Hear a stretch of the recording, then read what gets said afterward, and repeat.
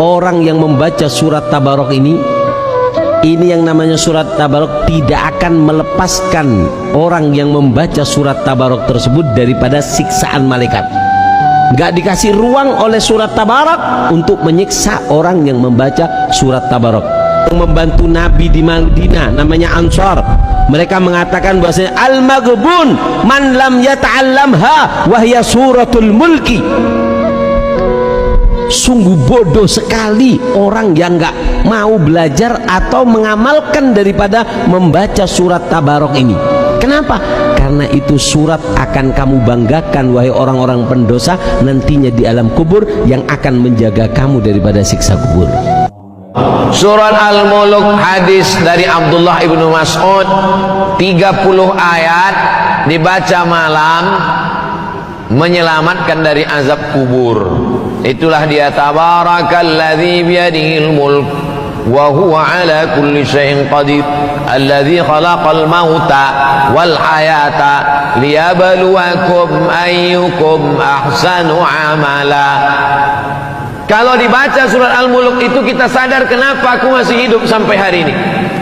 Alladzi khalaqal mauta, Allah menciptakan mati. Wal hayata, Allah menciptakan hidup. Kenapa aku bisa hidup tak kena Covid? Kalaupun kena tak jadi mati. Bukan karena hebatnya obat, tapi karena liyabluwakum ayyukum ahsanu amala. Allah masih memberi kesempatan untuk beramal.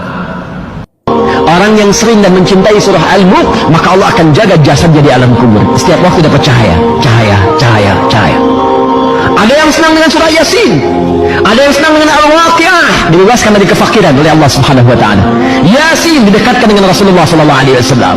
Makanya silahkan Yasinan, Baqarahan, Al-Kahfian, Al-Mulkan, An-Nisaan, ya semua ada faedahnya, ada fadilah dalam surah Al-Quran. Orang yang senang dengan surah Yusuf dibebaskan dari kesedihan. Makanya ulama para pakar tafsir mengatakan, kalau anda sedang gelisah, sedang sedih, di kantor ada masalah, di rumah ada persoalan, jangan bikin status, bahkan selesai. Tak kusangka engkau seperti itu adanya. Oh, nyangka. Buka mushaf, baca Quran, surah Yusuf, hilang kesedihan. Coba, minimal walaupun solusi belum datang, hati tenang. Hati tenang. Surah An-Nur, ketika anda kaji dan anda bacakan, cahaya Allah datang membimbing kita dalam kehidupan. 30 ayat ini akan memberikan syafaat kepada orang yang membaca sampai diampuni oleh Allah. Jadi ada 30 ayat, kalau orang membacanya, maka orang tersebut menjadi sebab diampuni oleh Allah. Dan bacaan tersebut yang akan memberikan pertolongan. Caranya bagaimana? Jangan bertanya. Yang jelas baca, nanti Allah akan menunjukkan kepada kita bahwasanya ayat tersebut akan memberikan pertolongan kepada kita. Apa itu? Wahiyya tabarakalladzi biyadihil mulk, yaitu surat Tabarok. Tabarakalladzi biyadihil mulk. Baca. Bahkan disebutkan dalam satu hadis, mengqara'a, barang siapa membaca kulla lailatin, setiap hari, mana'allahu biha, Allah akan menghalangi orang tersebut karena bacaan ayat tersebut min adzabil qabri, daripada siksa kubur. Siksa kubur seram, mengerikan. Artinya akan diampuni dosa kita gara-gara surat yang kita baca. Baca surat Tabarok yang merutini setiap malam. Ini agak panjang lagi ya. Tadi dikit-dikit. Allah terbinas. Ini naik pangkat dikit-dikit lah. Tabarakalladzi biyadihil mulk. Yang membaca Tabarok setiap malam, maka ini akan menjadi sebab Allah menghindarkan dia daripada siksa kubur. Dalam hadis lain Nabi adalah suratun minal Quran, ada surah di dalam Al-Quran, khasamat an sahibiha hatta adkhalathu al-jannah. Ada surat dalam Al-Quran yang akan membela yang membacanya sampai masuk surga, yaitu tabarakalladzi biyadihil mulk. Jadi surat itu akan membela, nggak boleh masuk neraka. Sehingga perlu kita setiap malam baca surat tabarakalladzi biyadihil mulk sebelum tidur, atau habis maghrib, atau habis isya. Itu kalau sudah biasa 45 menit, 4 menit lah. Kalau sudah biasa, hafal. Nggak terlalu banyak. Demi di alam barzakh nanti akan kita tidak mendapatkan siksa. Belum kita mati ni, hafal surah Al-Mulk. Tak panjang pun, 30 ayat dia. 30 ayat dia surah Al-Mulk. Kenapa Rasulullah sebut siapa-siapa yang hafal surah Al-Mulk, Rasulullah kata siapa-siapa yang baca surah Al-Mulk sebelum daripada dia tidur, kemudian dia baca surah Al-Mulk, malam tu dia tidur sampai ajal dia mati malam tersebut, tiada pertanyaan malaikat munkar dan nakir dan tiada azab kubur untuk diri. Wal bila, dan orang yang mempunyai rasa malu hendaklah selalu mengingat kematian dan perkara ketika kita berada di alam kubur. Makanya nih, ulun membiasakan di mana-mana majlis kalau pian mau umpati ulun habis maghrib ulun pasti baca suratul muluk. Kenapa? Nabi Muhammad telah mengatakan suratul muluk mani'atun min adzabil qabr. Orang yang mengamalkan suratul muluk akan dilepaskan dari siksa kubur. Dan siksa kubur adalah sesuatu yang hak. Dan Rasul telah mengatakan suratul muluk ini petunjuk dari Nabi Muhammad, dan kita berataan bakal masuk kubur.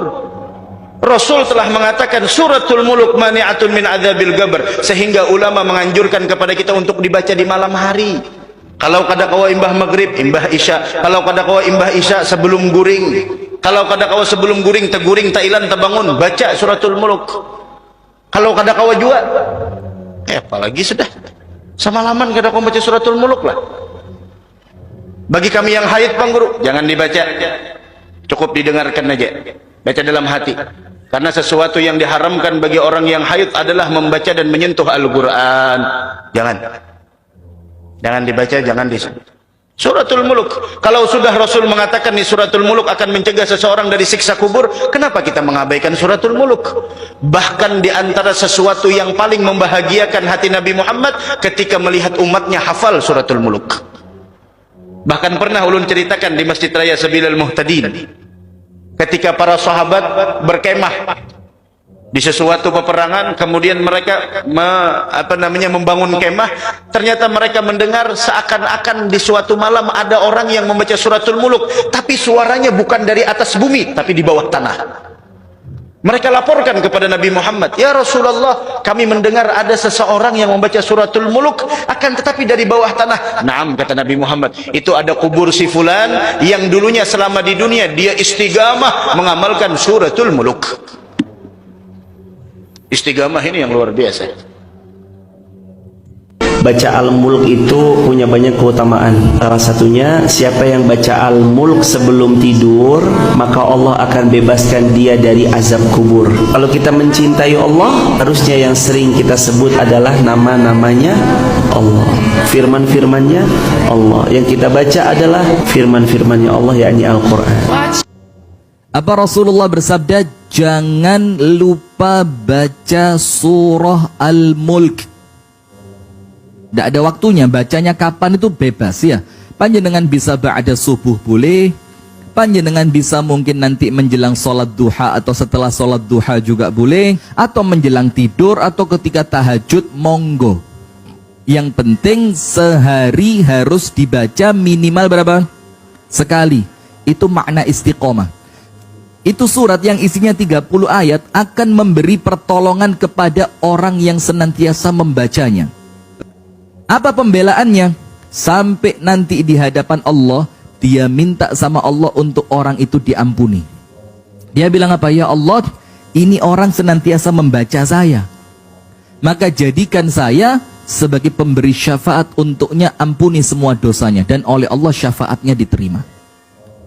Itu keutamaan yang pertama. Apa keutamaan yang kedua? Dalam hadis yang sahih dikatakan, orang yang senantiasa membaca surah Al-Mulk, Allah akan menyelamatkan dia dari azab kubur. Kalau selamat dari azab kubur berarti dapat apa? Nikmat. Panjenengan mau nikmat kubur? Nah, maka ini bahaya, Bu. Ini panjenengan ini sebentar lagi loh.